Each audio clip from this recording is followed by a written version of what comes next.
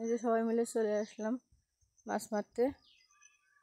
দেখতে পাচ্ছেন এখন মাছ ধরার প্রস্তুতি চলছে। এই যে এই পাশে আমাদের ঘরের পাশে ছোটো একটা ডোবা, এখানে ছোটো ছোটো তেলাপিয়ার বাচ্চা আছে। আর এই যে দেখছেন আমাদের বড় একটা ঘের, এটা কিন্তু লবণ জলের ঘের।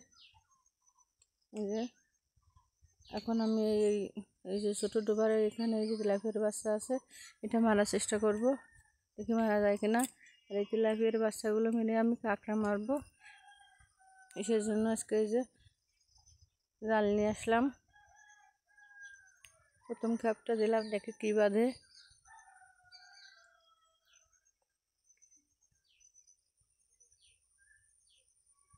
জাল তুলে দেখি আগে।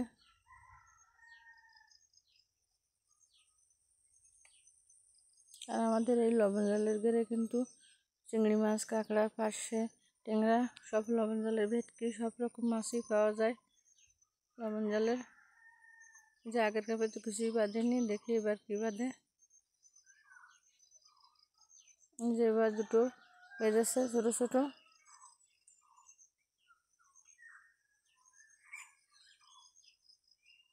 আর এখানে প্রচুর এই যে পাশে গাছপালা আছে, এই ছোটো ছোটো ডাল বাজছে জালে।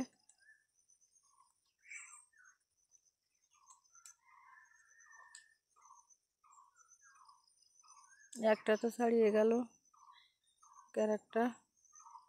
আরেকটা জালে বেঁধে গেছে, ছাড়ানো যাচ্ছে না। যে তেলাপিয়ার যে কাঁটা আছে, কাঁটাটা আর মাথার সাথে বেঁধে গেছে, ছাড়াতে একটু কষ্ট হচ্ছে।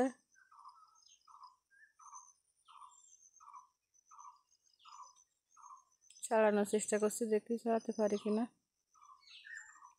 এই যে ছাড়ালাম, কিন্তু আবার এই যে জালের সাথে কেটে গেছিলো, এই যে ছাড়ানো হয়ে গেছে। এখন আমি রেখে দিলাম, আর একটা খাপ দিয়ে দেখবো, দেখি কী বাদে।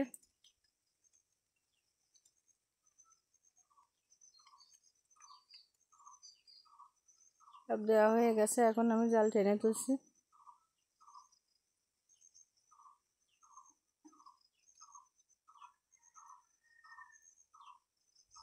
এই যে গাছগুলো, এগুলো কিন্তু দেওয়া গাছ, এতে আঠা আছে প্রচুর। এই যে আর দুটো মাছ বেঁধেছে, এই দুটো আমি এখন ছাড়িয়ে নেব।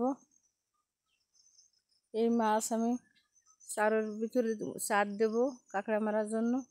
এটা আপনাদের আমি পরবর্তী ভিডিওতে দেখিয়ে দেব কিভাবে আমি কাঁকড়া মারবো এই মাছগুলো দিয়ে চারো পেতে, সেটা দেখাবো আপনাদের। দেখবেন পরবর্তী ভিডিওটা। ধন্যবাদ সবাইকে।